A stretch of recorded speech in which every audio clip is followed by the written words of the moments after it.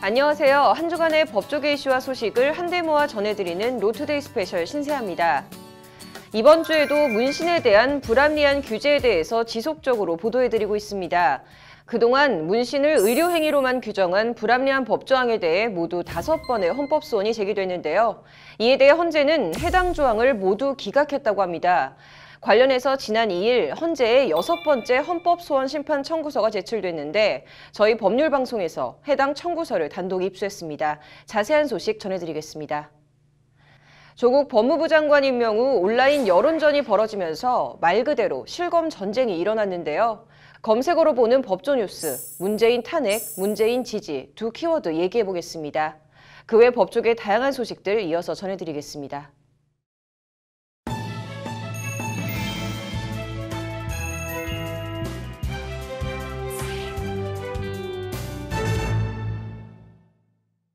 법률방송에서는 타투와 문신에 대한 불합리한 규제에 대해서 지속적으로 보도해드리고 있는데요. 관련해서 그동안 문신을 의료행위로 규제하는 법령 조항에 대해 모두 5번의 헌법소원이 제기됐는데 헌재는 해당 조항이 헌법에 위배되지 않는다며 5차례 모두 기각했습니다.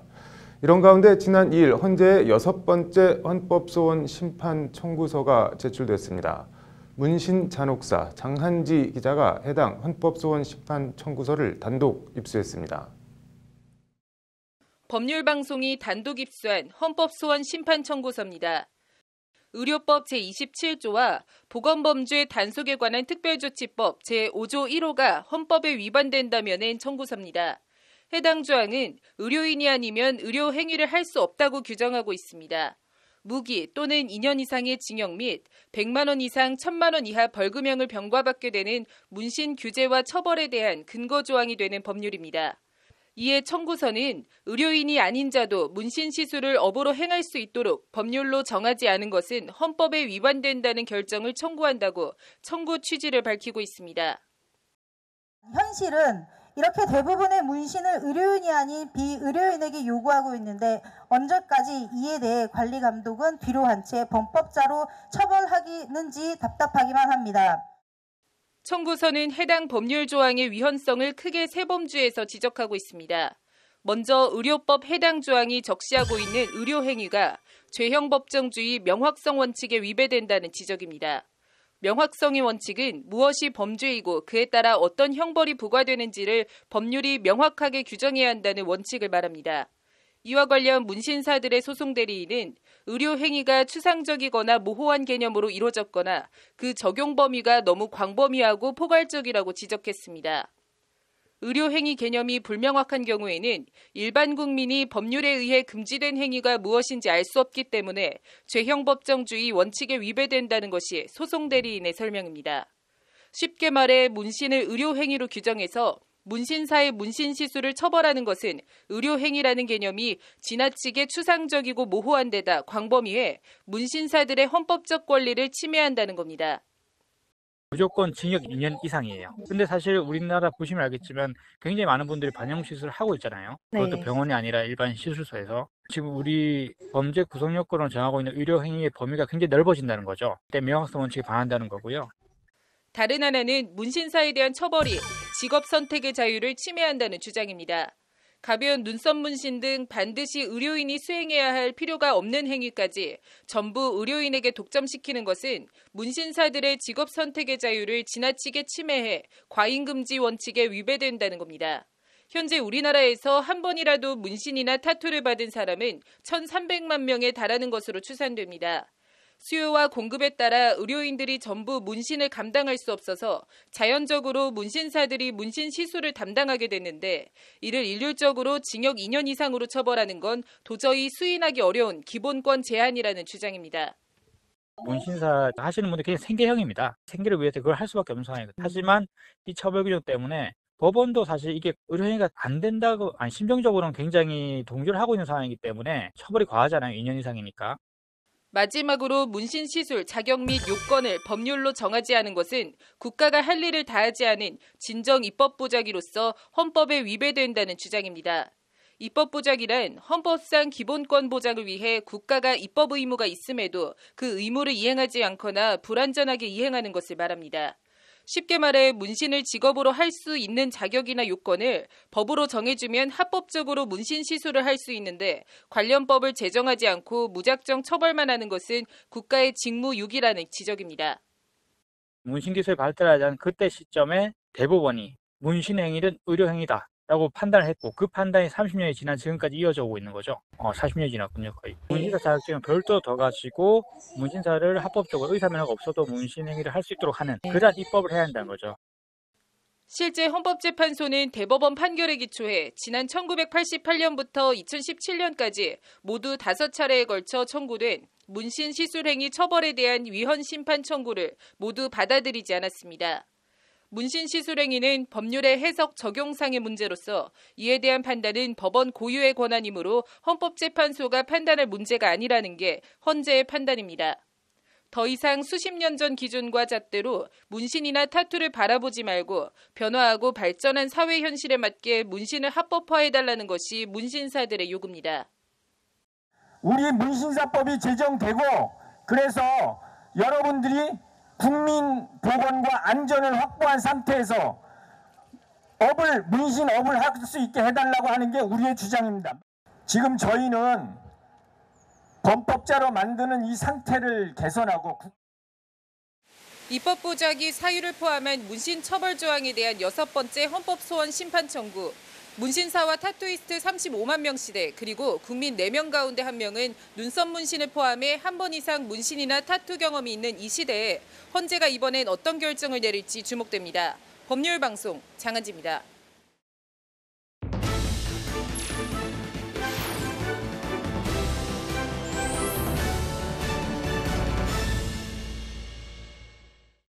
문재인 대통령이 오늘 조국 법무부 장관 등 7명의 장관급 인사에 대한 임명장을 수여했습니다. 수여식 장면은 아주 이례적으로 TV로 전국에 생중계됐고 문 대통령은 조국 법무부 장관 임명과 관련된 대국민 메시지를 발표했습니다. 앵커 브리핑입니다. 문 대통령은 국민들께 먼저 송구스럽다는 말씀을 드린다는 말로 발언을 시작했습니다. 이번에도 6명의 인사에 대해 국회로부터 인사청문 경과보고서를 송부받지 못한 채 임명하게 되었다는 게 문 대통령이 국민들께 송구한 이유입니다. 문 대통령은 이에 대해 이런 일이 문재인 정부 들어 거듭되고 있고 특히 개혁성이 강한 인사일수록 인사청문 과정에 어려움을 겪고 있다고 말했습니다. 문재인 정부 들어 국회 인사청문 경과 보고서 없이 임명된 장관급 인사는 모두 22명에 이릅니다. 문 대통령은 이에 대해 대통령으로서 큰 책임감을 느낀다는 말씀과 함께 국회의 인사청문 절차가 제도의 취지대로 운영되지 않고 있고 국민통합과 좋은 인재의 발탁에 큰 어려움이 되고 있다는 답답함을 토로하고 싶다는 하소연을 털어놓았습니다. 해석하기 따라 청와대는 좋은 인재들을 내놓고 있는데 국회, 특히 야당이 문재인 정부가 추진하려 하는 개혁에 사사건건 발목만 잡고 있다는 불신과 타박으로 읽힐 수 있는 대목입니다. 문 대통령의 이런 인식은 조국 법무부 장관 관련한 발언에서 더 직접적으로 나타납니다. 임명 찬성과 반대에 대해 격렬한 대립이 있었다. 자칫 국민 분열로 이어질 수도 있는 상황을 보면서 대통령으로서 깊은 고민을 하지 않을 수 없었다. 그러나 저는 원칙과 일관성을 지키는 것이 더욱 중요하다고 생각했다. 본인이 책임져야 할 명백한 위법 행위가 확인되지 않았는데도 의혹만으로 임명하지 않는다면 나쁜 선례가 될 것이라는 것이 문 대통령의 말입니다. 야당의 결사 반대와 조국 법무부 장관 임명에 대한 부정적 여론을 감안해도 연연하지 않고 마이웨이를 가겠다고 선언한 겁니다. 문 대통령은 그러면서 국민 분열 상황을 각오하면서까지 그렇게까지 조국 법무부 장관을 임명하는 이유와 배경에 대해서 단호한 어조로 설명했습니다. 대통령은 국민으로부터 선출된 국정운영 책임자로서 선출될 때 국민들께 약속한 공약을 최대한 성실하게 이행할 책무가 있다. 저는 지난 대선 때 권력기관 개혁을 가장 중요한 공약 중 하나로 내세웠고 그 공약은 국민들로부터 지지받았다. 저는 대통령 취임 후 그 공약을 성실하게 실천했고 이제 남은 과제는 정권의 선의에만 맡기지 않고 법 제도적으로 완성하는 일이다.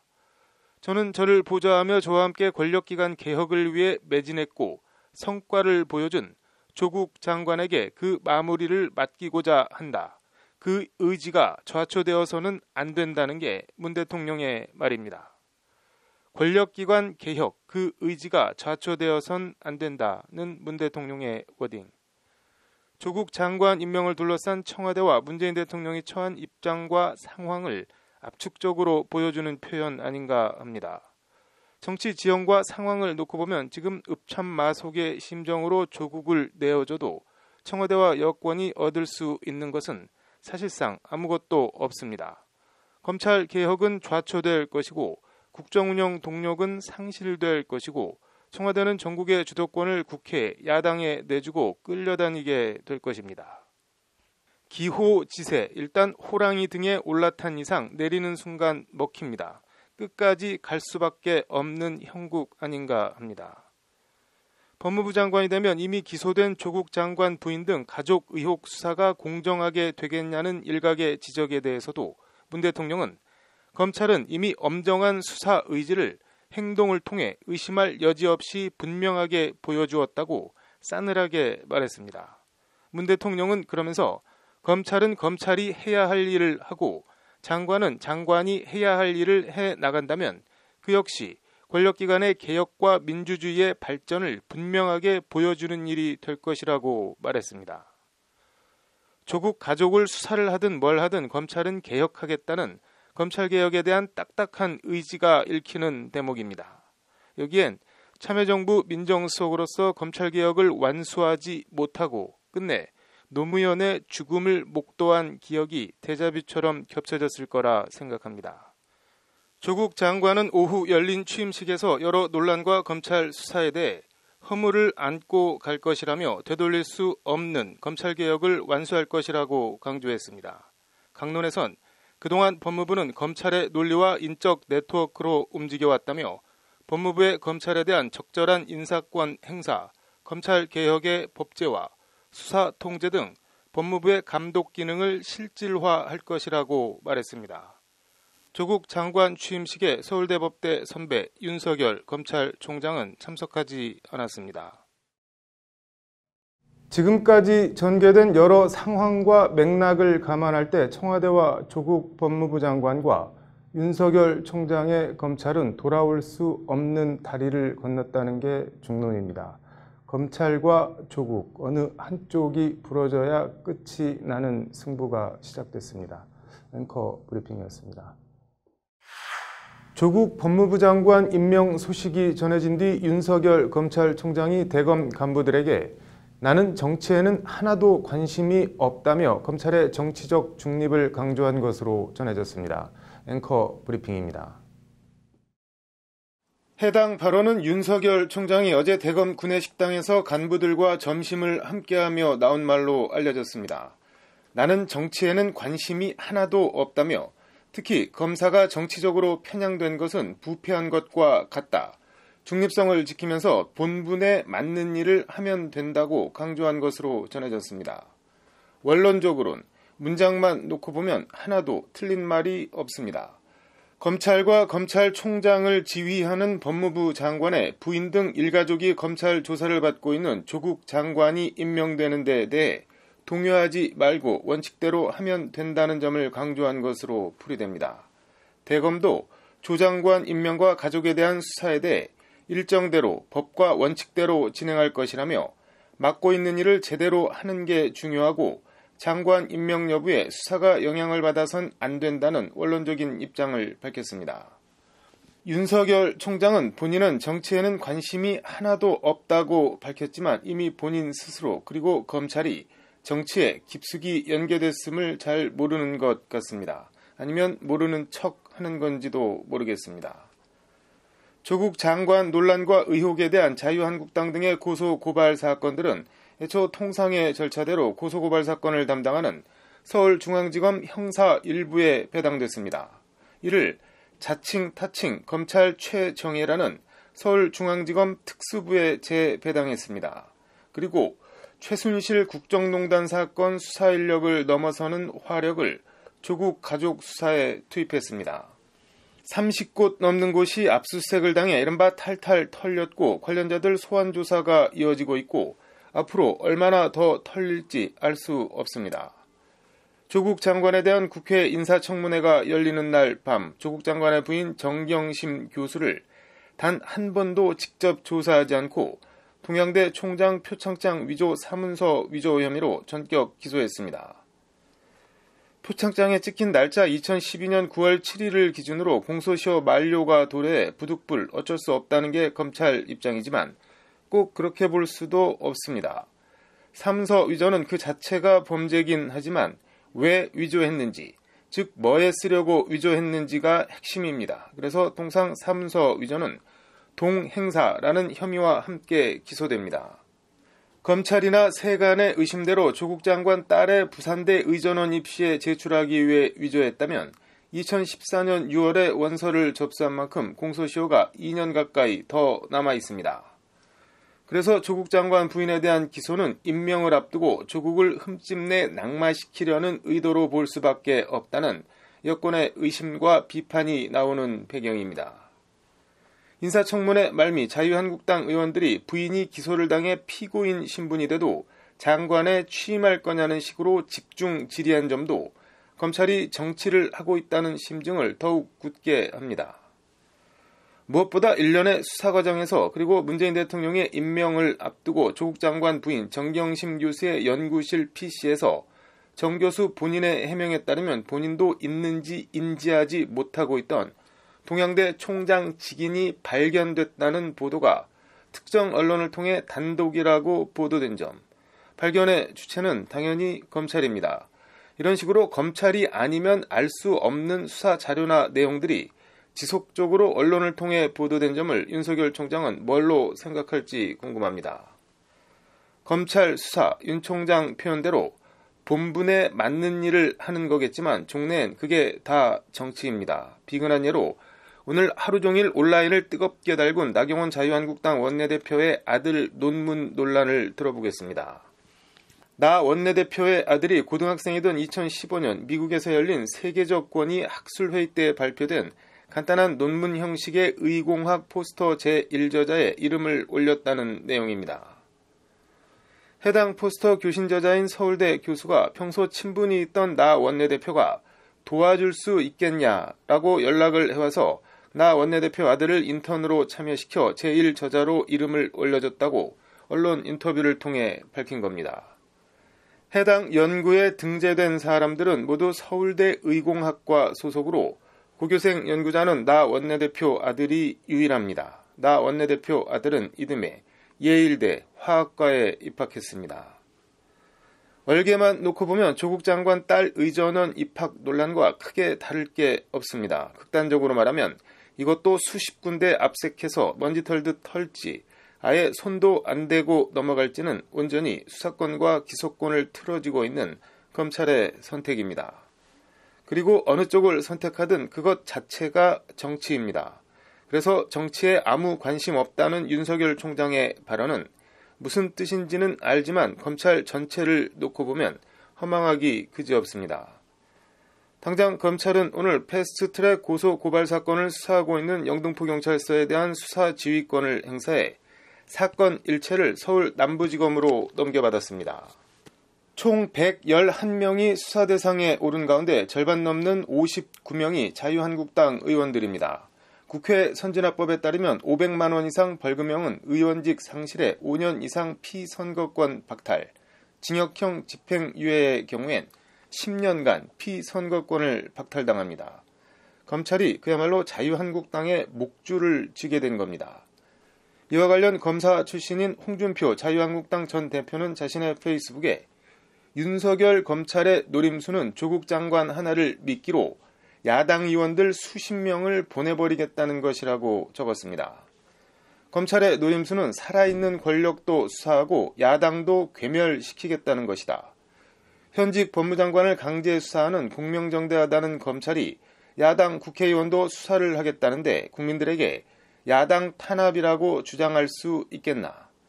야당 의원들이 검찰에 출석하지 않아도 이는 수사 시 방어권을 포기한 것으로 보고 그대로 기소한다. 정경심 교수도 피의자 조사 없이 기소하지 않더냐는 게 홍 전 대표의 말입니다. 이처럼 일반 형사사건이 아닌 특수수사, 특히 정치권 관련한 수사는 어떤 식으로든 정치와 맞닿아 있을 수밖에 없고 수사 그 자체가 정치가 되기도 합니다. 정치엔 하나도 관심이 없고 검사는 중립성을 지키며 본분에 맞는 일을 하면 된다는 뼛속까지 검사라는 윤석열 총장의 선의를 의심하지는 않습니다. 다만 검찰 권력은 속성상, 본질상 정치와 뗄래야 뗄 수가 없습니다. 검찰 권력은 강한 힘을 가지고 있으면서도 제도적 통제 장치를 가지고 있지 않다. 조국 장관이 어제 취임사에서 한 말입니다.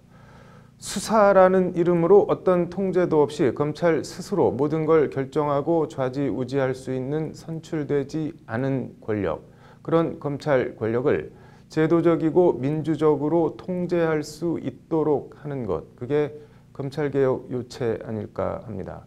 큰 틀에서 윤석열 총장이 그런 검찰개혁 방향에 함께 갔으면 하는 바람입니다.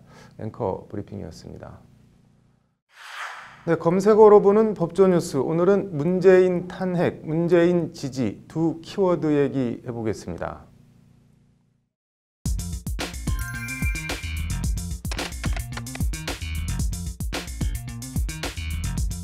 오늘 오전 포털사이트 검색어 1, 2위는 문재인이 장악했습니다. 문재인 탄핵과 문재인 지지, 극과 극의 두 검색어가 엎치락뒤치락 1, 2위를 차지하며 말 그대로 실검 전쟁이 벌어진 겁니다. 문재인 대통령이 어제 명백한 위법 행위가 확인되지 않았는데도 의혹만으로 임명하지 않는다면 나쁜 선례가 될 것이라며 조국 법무부 장관 임명을 강행하자 온라인 여론이 극과 극으로 나눠 새 대결을 벌인 겁니다. 문 대통령은 어제 대국민 메시지를 통해 저와 함께 권력기관 개혁을 위해 매진했고 성과를 보여준 조국 장관에게 그 마무리를 맡기고자 한다고 임명 강행 배경을 설명한 바 있습니다. 포털 사이트에 문재인 탄핵이라는 검색어가 등장한 건 조국 장관 임명 소식이 전해진 어제 낮 12시 45분쯤으로 19위부터 시작한 문재인 탄핵 검색어는 10일 새벽 1시쯤부터 결국 1위에 올랐습니다. 이에 문 대통령 지지자들이 문재인 지지 검색어를 집중적으로 밀며 문재인 탄핵 검색어에 맞불을 놓은 겁니다. 포털이 분석한 연령대별 급상승 검색어입니다. 20대와 50대는 문재인 탄핵이, 30, 40대는 문재인 지지가 각각 급상승 검색어 1위를 차지하고 있습니다. 조국 장관 딸 대입과 의전원 입학 등과 관련해 부모와 자식 세대로 직접 당사자랄 수 있는 20대와 50대는 조국 장관 임명에 부정적 인식을, 대입과 아직 직접 상관이 적은 30, 40대는 상대적으로 조국 장관 임명에 우호적이라는 게 여론 전문가들의 해석입니다. 조국 법무장관 지지 세력과 반대 세력 사이 실검 전쟁의 시작은 조 장관 의혹을 수사하기 위해 검찰의 동시다발 압수수색이 단행된 지난달 27일로 거슬러 올라갑니다. 한쪽에선 조국 힘내세요가, 반대쪽에선 조국 사퇴하세요가 실검에서 엎치락뒤치락 1, 2위를 차지했습니다. 이후엔 조국 장관 지지자들이 미는 검색어가 일방적으로 검색어 1위를 장악해 나갔습니다.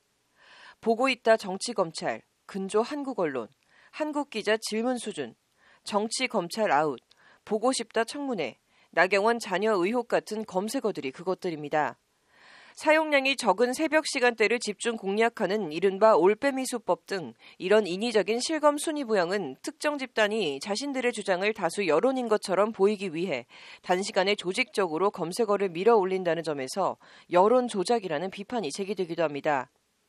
특정 커뮤니티나 SNS를 통해 검색 참여를 독려하고 머리말 설정, 특정 기사 추천, 댓글 달기 같은 방법으로 특정 검색어가 다수 온라인 여론인 것처럼 검색어 순위를 밀어 올리는 겁니다. 이렇게 실검을 밀어 올리는 쪽에선 온라인 시민운동이라고 주장하지만 이렇게 조직적으로 의도된 실검이 과연 진정한 여론이라 할 수 있을까요? 사이버 공간은 다양한 정보와 의견이 오가는 공론장입니다. 의사표시는 당연히 보장되어야 하지만 특정 세력이 특정 목적을 위해 검색어 순위를 인위적으로 조작하는 건 건전한 여론 형성이라는 공론장 본래의 취지와 기능과는 거리가 멀어 보입니다. 지금까지 검색어로 보는 법조뉴스 신세아였습니다. 비서 김지은 씨를 성폭행한 혐의 등으로 재판에 넘겨진 안희정 전 충남지사에 대해 대법원이 오늘 징역 3년 6개월을 선고한 원심 판결을 그대로 확정했습니다. 성범죄의 경우 피해자 입장과 눈높이에서 판단해야 한다는 이른바 성인지 감수성을 반영한 판결입니다. 선고 직후 여성단체들은 기자회견을 열어 성폭력 피해자다움은 역사의 뒤안길로 사라져야 한다는 환영의 뜻을 밝힌 가운데 성인지 감수성 개념이 모호하다는 논란도 일각에선 제기되고 있습니다. 기자회견 현장을 취재한 장한지 기자가 그동안의 쟁점과 논란을 짚어봤습니다. 안희정 전 지사가 받는 혐의는 모두 10개입니다. 러시아 출장지에서 수행비서 김지은 씨를 성폭행하는 등 피감독자 간음 혐의가 4개입니다. 여기에 관용차에서 김 씨를 추행한 업무상 위력에 의한 추행, 그리고 호프집과 호텔 등에서 김지은 씨를 추행한 일반 강제추행 혐의 5건, 이렇게 모두 10개입니다. 재판에선 성폭행 피해를 호소한 김지은 씨의 진술에 피해자로서 신빙성을 부여할 수 있냐 여부가 핵심 쟁점이 됐습니다. 1심은 김지은 씨 진술에 신빙성이 없다고 판단해 10개 혐의 전부에 대해 무죄를 선고했습니다. 간음 사건 이후 피해자가 피고인과 동행해 와인바에 간 점, 지인과의 대화에서 피고인을 적극 지지하는 대화를 한 점 등을 고려하면 피해자의 진술을 믿기 어렵다는 게 1심 재판부 판단입니다. 하지만 2심은 1심 판결을 뒤집고 도지사 집무실에서 강제추행한 혐의를 제외한 9개 혐의에 대해 유죄를 선고했습니다. 피해자 진술에 일관성이 있고 피해자가 피고인을 무고할 목적 등으로 허위의 피해 사실을 지어내 진술했다거나 피고인을 무고할 만한 동기나 이유가 있다고 볼 만한 자료가 없다는 것이 2심 재판부 판단입니다.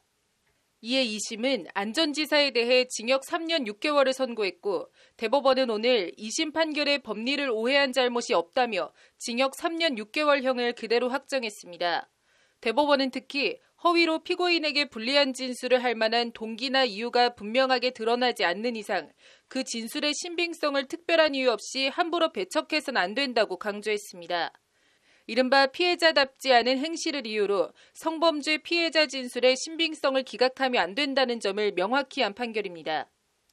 대법원은 나아가 김지은 씨가 스스로 호텔방에 찾아간 것 등을 두고서도 피고인의 지위나 권세는 피해자의 자유의사를 제압하기에 충분한 무형적 세력에 해당한다고 판시했습니다. 업무상 위력을 폭넓게 인정한 판결로 성범죄는 피해자의 입장과 시선에서 판단해야 한다는 이른바 성인지 감수성에 충실하게 입각해내린 판결입니다. 대법원 선고 직후 여성단체들은 대법원 앞에서 기자회견을 열고 오늘 판결은 보통의 김지은들이 만들어낸 위대한 승리라며 환영의 뜻을 밝혔습니다. 눈에 보이지 않는 위력이 성폭력으로 이어질 때, 그러한 성폭력이 반복되었을 때 사건의 실체적 진실을 발견하기 위해 또 정의와 형평의 이념에 맞도록 재판하기 위해서 법원은 어떠한 눈으로 사건을 바라보고 판단하여야 옳은지 이 사건의 재판 과정과 판결이 그대로 보여주었다고 생각합니다. 기자회견 참가자들은 나아가 피해자에게 피해자다움을 요구하거나 꽃뱀이라는 프레임을 더 씌우는 가해자 중심 문화에서 벗어나야 한다고 목소리를 높였습니다. 오늘 대법원은 피해자다움에 갇혔던 성폭력 판단 기준이 잘못되었다는 것을 다시 한번 확인했습니다. 오늘 대법원은 피고인의 진술 신빙성이 성폭력의 중요한 판단 기준이어야 함을 확인했습니다. 이제 피해자다움은 역사의 뒤안길로 사라져야 합니다. 하지만 법조계에선 성인지 감수성 취지를 감안해도 개념 자체가 아직은 법적으로 불명확하고 모호하다는 지적도 있습니다. 무엇보다 피해자 진술에 전적으로 의지할 경우 의심스러울 때는 피고인의 이익으로 무죄 추정의 원칙이라는 형사법의 대원칙이 유독 성범죄에 대해서만 흔들릴 수도 있다는 지적도 있습니다. 양측 주장이 극단적으로 다퉈지는 경우에도 피해자의 진술에만 의존할 경우 자칫 억울한 피고인이 나올 수도 있다는 지적입니다. 이번 판결과처럼 그 위력의 경우를 넓게 해석해서 그 여성들의 지위를 폭넓게 보호하려는 그런 대법원 판결은 맞습니다.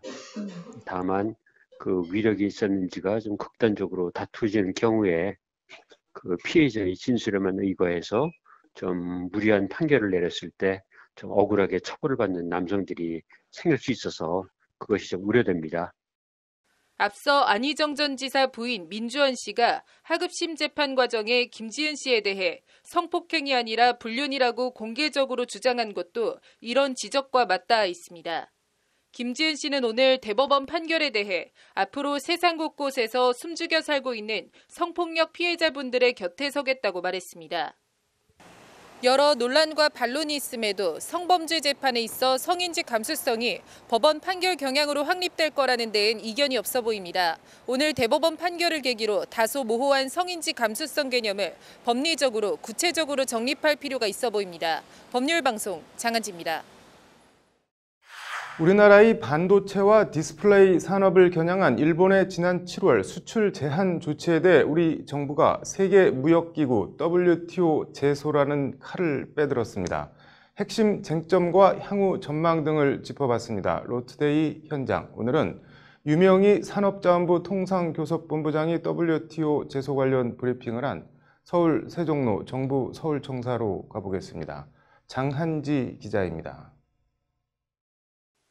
일본이 지난 7월 4일 단행한 반도체 소재 세계 품목에 우리나라에 대한 수출 제한 조치에 대해 정부가 WTO 제소 칼을 빼들었습니다.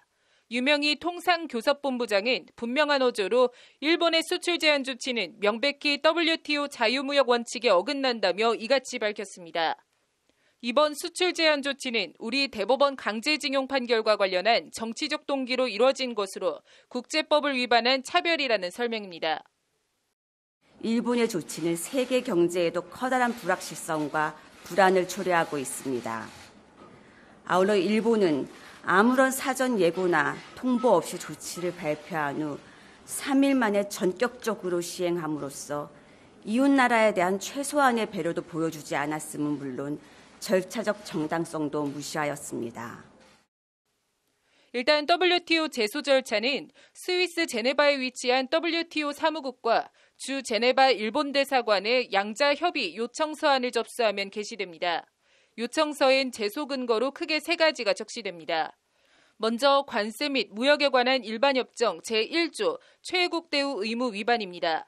최애국 대우 의무는 특정 국가에 특별한 혜택을 더 줘야 한다는 것이 아니고 쉽게 말해 다른 국가와 다르게 차별을 하면 안 된다는 조항입니다. 일본이 반도체 세계 품목에 대한 수출 규제를 WTO 회원국들 사이에서 유일하게 한국에만 적용한 것은 명백한 최애국 대우 의무 위반이라는 것이 우리 정부의 입장입니다. 일본이 세계 품목에 대해 한국만을 특정하여 포괄 허가에서 개별 수출 허가로 전환한 것은 WTO의 근본 원칙인 차별금지 의무, 특히 최애국 대우 의무에 위반됩니다. 다음은 가트 제11조 1항 수량 제한 금지 의무 조항 위반입니다. 해당 조항은 WTO 회원국은 수입이나 수출 허가 등을 통해 수출을 금지, 제한하지 못하도록 못 받고 있습니다. 사실상 자유롭게 교역하던 세계 품목에 대해 각 계약권별로 반드시 개별 허가를 받도록 한 일본의 조치는 사실상의 수출 수량 제한으로 가트 11조 1항의 정면으로 위배된다는 것이 정부 설명입니다. 이전에는 주문 후 1, 2주 내에 조달이 가능했으나 이제는 90일까지 소요되는 정부 허가 절차를 거쳐야 하며 언제든지 거부될 수 있다는 불확실성도 부담해야 합니다.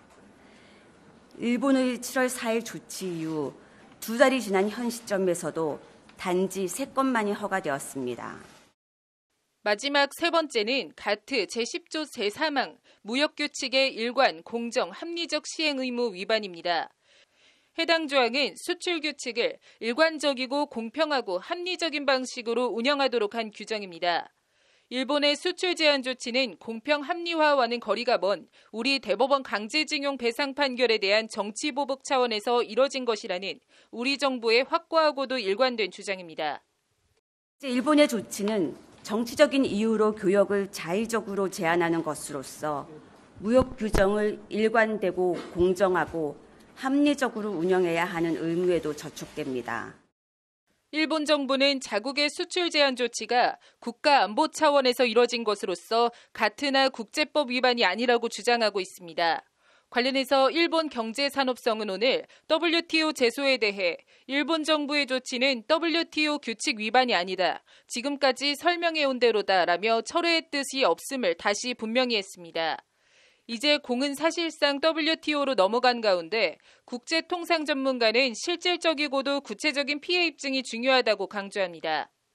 네, 협의 개시는 반드시 필요하고 적절한 대응이라고 생각합니다. 일본이 개별화 과정에서 실제로 어떤 피해를 구체적으로 유발하는지도 중요한 변수가 될 거기 때문에 그 문제도 예의주시하면서 진행을 해야 될 거고요. 일단 이번 WTO 제소에서 빠진 일본 정부의 우리나라에 대한 화이트리스트, 백색 국가 제외 조치도 추가 제소에 세트로 묶어 진행하는 게 승소에 도움될 거란 의견도 많습니다.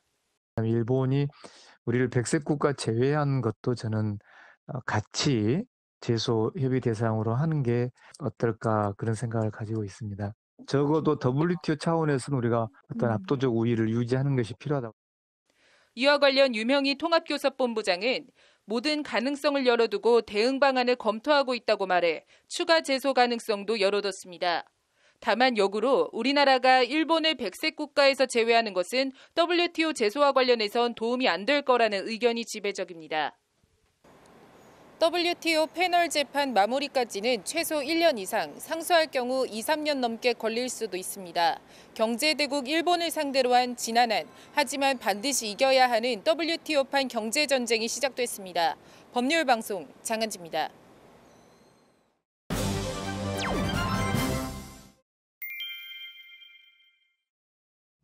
네, 법률구조공단 사용 설명서. 오늘은 휴대폰 대리점과의 분쟁 얘기해보겠습니다. 신세아 기자 나와 있습니다. 신 기자, 휴대폰 분쟁 어떤 내용인가요? 네, 일종의 휴대폰 요금 분쟁인데요. 네. 대학생 권모 씨는 이제 휴대폰을 바꾸러 대리점에 갔다가 네. 직원으로부터 솔깃한 제안을 하나 받습니다. 네. 이제 3개월간 고가 요금제에 가입을 해주면 네. 이제 평균 요금제와의 차익을 지급해주고 네. 3개월 뒤 이제 해지를 할 경우 위약금 없이 이제 남은 할부금을 없애주고 해약을 해주겠다라는 제안이었는데요. 네. 근데 문제는 이제 3개월이 더 지난 후에 권 씨가 네. 이제 이 계약을 해지를 하겠다고 대리점에 휴대폰 단말기까지 모두 반납을 했습니다. 네. 그런데 단말기 할부금, 위약금을 모두 내주겠다고 했더니 대리점에서 네. 약속을 제대로 지키지 않은 건데요. 네. 알고 보니 이제 요금 차액도 2개월분만 지급을 해주고 그 다음 달 1개월분은 지급하지 않은 걸로 나타났습니다. 네. 이에 권 씨가 이제 대리점을 상대로 소송을 낸 겁니다. 이게 소송 결과가 어떻게 나왔나요? 네, 이에 이제 위약금, 할부금, 이 통화료 네. 등 통신요금이 연체되면서 이제 대학생이던 권 씨는 학자금이나 헬살론 대출도 거부를 당하면서 네. 좀 절박하기도 하고 너무 화가 나서 네. 이제 일단 소송을 내기는 했습니다. 네. 네, 변호사 도움 없이 이제 나 홀로 소송에 나섰다가 네. 1심에서 이제 전부 패소를 하고 상대방 변호사의 보수까지 이제 권 씨가 내주게 됐는데요. 네. 이제 권 씨는 이 대한법률구조공단에 찾아가서 이제 도움을 요청을 했고요. 공단이 이제 기초생활수급자인 권 씨의 2심 소송 대리를 맡게 됐습니다. 항소심은 어떻게 됐나요?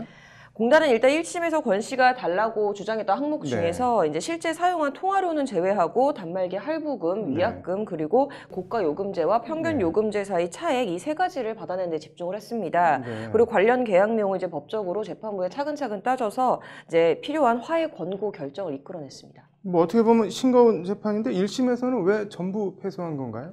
네, 일단은 권 씨가 변호사 도움 없이 이제 나홀로 소송에 나섰는데 네. 좀 억울하다. 이제 감정적으로만 호소를 하고 본인이 이제 부담해야 하는 통화료까지 좀 억울한 마음에 반환을 요구하다 보니까 네. 조금 무대뽀로 나간 경향이 없지 않나라는 게 이제 소송을 대리한 유근성 변호사의 설명인데요. 네. 이제 본인이 사용한 통화료까지 반환을 요구하는 등 과도하게 이제 청구할 경우 네. 재판부가 이제 의뢰인의 주장이 좀 터무니없다라는 선입견을 가질 수가 있고 네. 또 이제 법리적으로 다툴 여지가 부분에 대해서도 나쁜 영향을 좀 미칠 수 있다라는 게 이제 유 변호사의 말입니다. 네. 그래서 나홀로 소송을 하더라도 법률구조공단이나 지자체 등에서 무료 법률 상담을 받고 체계적으로 이제 대응을 해야 한다라는 게 이제 유 변호사의 조언입니다. 아무튼 휴대폰 팔 때는 간도 쓸개도 다 줄 것처럼 하다가 일단 팔고 나면 나몰라라는 거 좀 어떻게 했으면 좋겠네요. 오늘 잘 들었습니다. 네, 2018년 기준 한 해 신용카드 사용 건수가 170억 건이 넘는다고 합니다. 하루 평균 대한민국 전체 인구 수와 비슷한 4,657만 건이 넘는 건데요. 이슈플러스 카드 영수증 얘기 해보겠습니다. 신태하 기자 나와 있습니다. 신 기자, 이거 뭐 카드 사용 건수가 어마어마하네요. 네, 이에 따라서 이 카드 영수증 발급 직접 비용만 2018년 기준으로 560억 원이 넘는데요. 네. 이제 돈도 돈이지만 이 더 큰 문제는 엄청난 양의 이 카드 영수증 발급으로 인해서 이제 불필요한 자원 소비 또 환경 오염 등의 부작용이 발생한다는 겁니다. 네. 그래서 관련해서 국회에서는 이제 어제 전자 영수증 활성화를 위한 토론회가 열렸는데요. 네. 주제 발표를 맡은 충남대 경영학부 임성종 교수에 따르면 카드 영수증 발급에 따라서 연간 원목 34만여 그루가 훼손이 되고 물 16억 리터 소비, 또 승용차 22,840대 줄량의 이제 이산화탄소 발생, 또 서울 시민 5만 7천여 명의 이제 연간 배출 쓰레기량과 동일한 쓰레기가 배출되고 있다고 합니다. 네, 뭐 카드 영수증 발급에 이렇게 많은 자원이 투입되는지는 몰랐네요.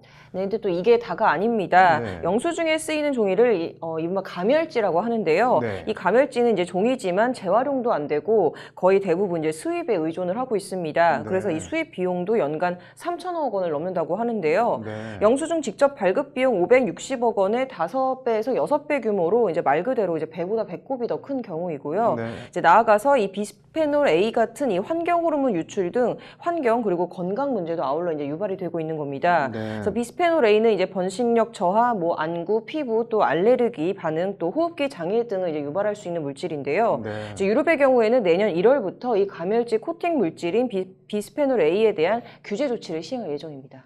뭐 우리도 뭔가 대책 마련이 필요해 보이네요. 네, 이제 종이 영수증으로 발생하는 폐해나 이 문제점을 개선할 수 있는 대안으로 제시되고 있는 게 메일이나 문자 메시지 또 앱 형태 등으로 제공되는 이 전자 영수증이 그 대안인데요. 네. 이 전자 영수증을 활성화 이제 하면 버려진 종이 영수증을 통한 뭐 개인정보 유출 등 부작용도 이제 원천적으로 차단할 수 있고요. 네. 이 종이 영수증 없이도 이 상품을 교환할 수 있고 이제 환불도 가능하기 때문에 소비자의 편리성이 좀 증대된다는 장점이 생깁니다. 네. 또 카드사나 점포 입장에서도 이제 안 들어가는 비용을 또 줄일 수가 있고요. 네. 또 자원 낭비도 막고 환경 오염도 막고 또 이제 일석삼조, 사조의 효과가 있다는 게 토론회 참석자들의 한 목소리입니다. 지금도 카드 쓰면은 뭐 문자나 이메일로 뭐 썼다 이렇게 날아오고 있지 않나요? 네, 그렇긴 한데요. 네. 문제는 이제 이런 문자나 이메일은 영수증으로서의 이제 법적인 효력은 사실상 없다는 점이 있습니다. 네. 단적인 예로는 이제 물건 교환이나 환불을 하러 갔을 경우에 네. 이런 신용카드 사용 내역 문자 같은 걸로 이제 교환이나 환불이 좀 어렵다는 건데요. 네. 반드시 이제 종이 영수증이 있어야 됩니다. 그거는 왜 그런 건가요?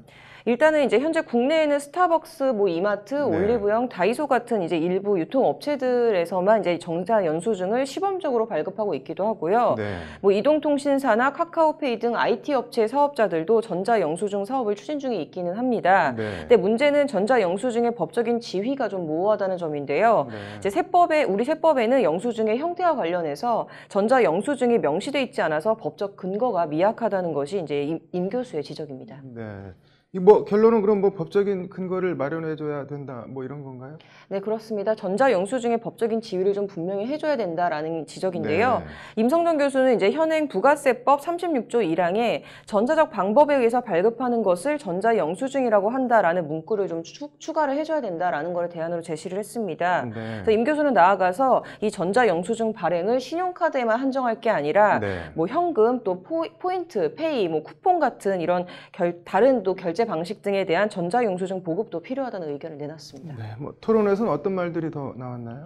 네, 박재진 기획재정부 서비스 경제과장은 토론회에서 네. 부가가치세법 시행령 개정 작업을 진행 중이라고 밝혔습니다. 그래서 법 개정 전이라도 이제 시행령부터 바꿔서 전자 영수증을 활성화하겠다는 취지로 들리는데요. 네. 이제 내년 2월부터 이제 정부가 본격적으로 추진할 예정입니다. 네. 관련해서 박 과장은 전자 영수증을 이제 의무화하기보다는 네. 이제 소비자에게 선택권을 주는 방향으로 가야 한다라고 얘기를 했습니다. 네. 그래서 미국처럼 뭐 물건을 결제를 한 뒤 뭐 종이, 이메일, 문자 영수증 가운데 소비자가 선택할 수 있도록 하는 방식으로 하는 게 좋다라는 게 박 과장의 주장이고요. 네. 또 토론회에 참석했던 홍성기 금융위원회 중소금융과장 역시 기본적으로는 이제 시장의 선택에 맡기되 전자 영수증이 확산하는 방향으로 갈 수 있게끔 정부에서 좀 간접적으로 유도하는 방식이 좋지 않겠냐 이런 의견을 내놨습니다. 네. 뭐 그렇기 때문에 방향과 속도의 문제지 뭐 전자 영수증을 법제화해야 한다는 데에는 모두들 인식을 같이 했습니다. 네. 뭐 전자 영수증 제도가 조기에 잘 확립이 됐으면 좋겠네요. 오늘 잘 들었습니다.